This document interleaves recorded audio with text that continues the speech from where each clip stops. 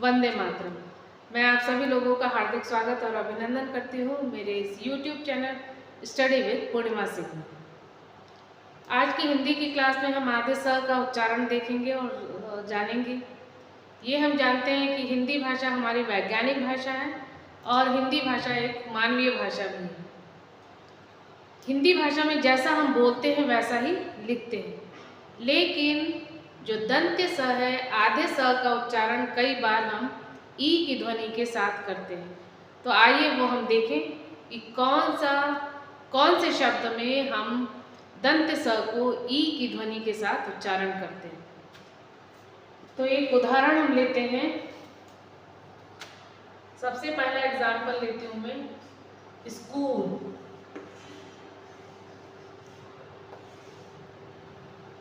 School हम कैसे उच्चारण कर रहे हैं, कैसे बोल रहे हैं? स्कूल, स्कूल नहीं बोल रहे हैं, स्कूल।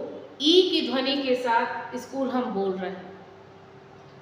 इसका भी एक नियम है। एक दूसरा लूं, स्थान।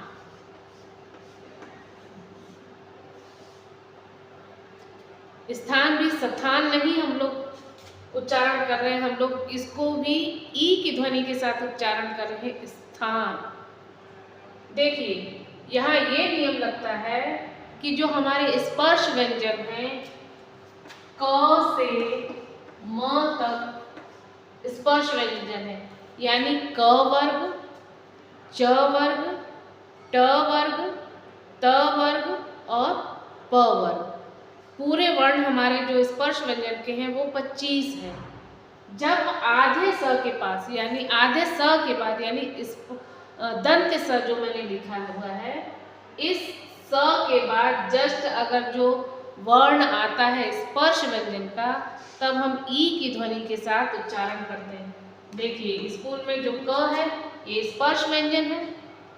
इस स्पर्श व्यंजन आधे स के बाद स्पर्श व्यंजन है, इसलिए हम इसका उच्चारण कैसे करेंगे? स्कूल।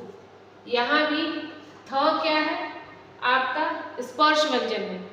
ये स्पर्श व्यंजन में आता है, क से म के बीच में ये आता है, और स के ठीक बाद अगर स्पर्श व्यंजन आता है तब हम ई की ध्वनि के साथ उच्चारण करते हैं। और एग्जाम्पल देखें तो हम स्पर्श, ये प भी क्या है हमारा? स्पर्श व्यंजन है, तो इसलिए यहाँ भी जो उच्चारण करेंगे तो ई की ध्वनि के साथ करेंगे, स्पर्श। फिर स्मार्ट, म भी आपका क्या है?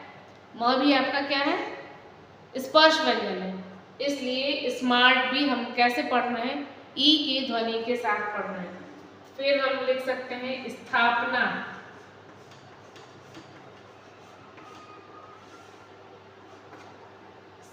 दंत्य स, आधा स जो दंत्य स है उसके जस्ट बाद अगर स्पर्श व्यंजन आता है तब हम ई की ध्वनि के साथ उच्चारण करते हैं। फिर स्तूप, तो आपका क्या है? स्पर्श व्यंजन है, तो इसलिए यहाँ भी उच्चारण कैसा होगा? कैसे होगा? ई की ध्वनि के साथ। तो हमने ये जाना कि आधे स के बाद अगर जस्ट जो हमारा व्यंजन है स्पर्श व्यंजन आता है, तब हमारा जो शब्द लिखे रहते हैं उसको हम ई की ध्वनि के साथ उच्चारण करते हैं। जैसे स्कूल, स्थान, स्पर्श, स्मार्ट, स्थापना, स्तूप, और भी ऐसे बहुत सारे एग्जाम्पल हैं। अब हम आते हैं कि जब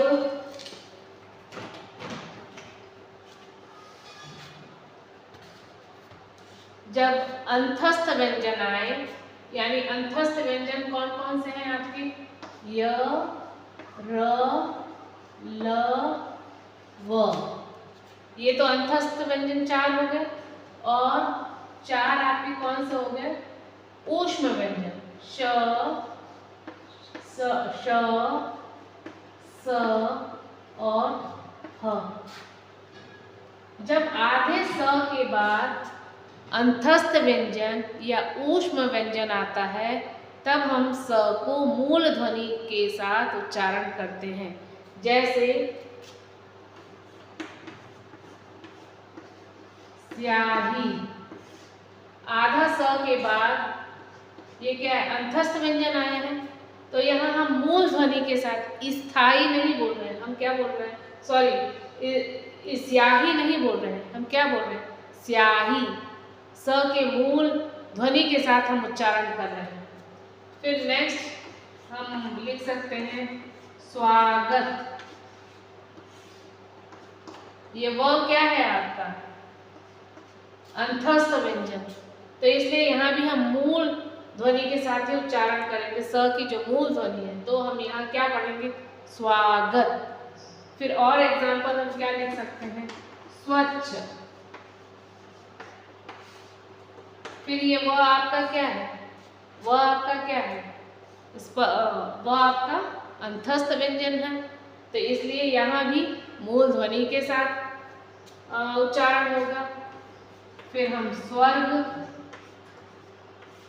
फिर ये वह आपका क्या है, अंतस्थ व्यंजन है। स्वप्न, वह आपका क्या है, अंतस्थ व्यंजन है, इसलिए इनका उच्चारण कैसा होगा, मूल ध्वनि के साथ हमारा ये उच्चारण होगा। फिर ऐसे बहुत सारे एग्जाम्पल हैं, वो आप और लिख सकते हैं।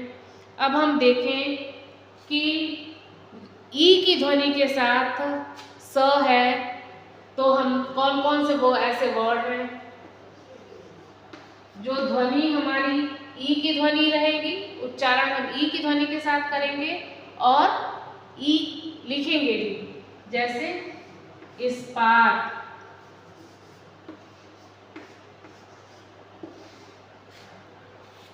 देखिए स के बाद प आया है, प आपका क्या है, प स्पर्श व्यंजन है, लेकिन यहाँ हमने ई लिखा है, तो कुछ वर्ड ऐसे हैं जहां हम ई लिखेंगे भी और ई की ध्वनि के साथ उसको उच्चारण भी करेंगे।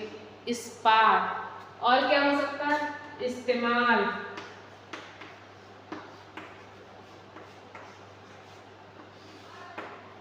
इसको ई की ध्वनि के साथ उच्चारण भी कर रहे हैं और ई लिख भी रहे हैं। इस्तीफा,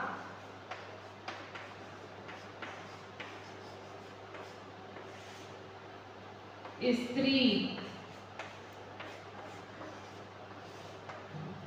ये स्त्री महिला वाली स्त्री नहीं है, ये आयरन प्रेस करने वाली स्त्री वो वर्ड है।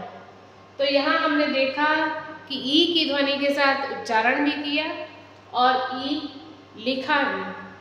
तो मेरे ख्याल से ये आप लोग को बहुत स्पष्ट हो गया होगा कि स को हम मूल ध्वनि के साथ कब उच्चारण करते हैं और आधे स को हम ई के साथ कब उच्चारण करते हैं।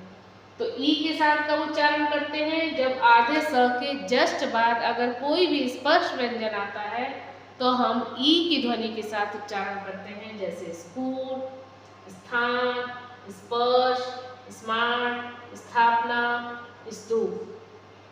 फिर जब अंतस्थ व्यंजन हो या फिर आपका ऊष्म व्यंजन आए आधे स के बाद, तो हम स की मूल ध्वनि के साथ ही उच्चारण करते हैं। जैसे स्याही, स्वागत, स्वच्छ, स्वर्ग, स्वप्न। और कुछ वर्ड ऐसे हैं जो कि ई की ध्वनि के साथ हम बोलते भी हैं और ई को लिखते भी हैं। जैसे इस्पात, इस्तेमाल, इस्तीफा, स्त्री।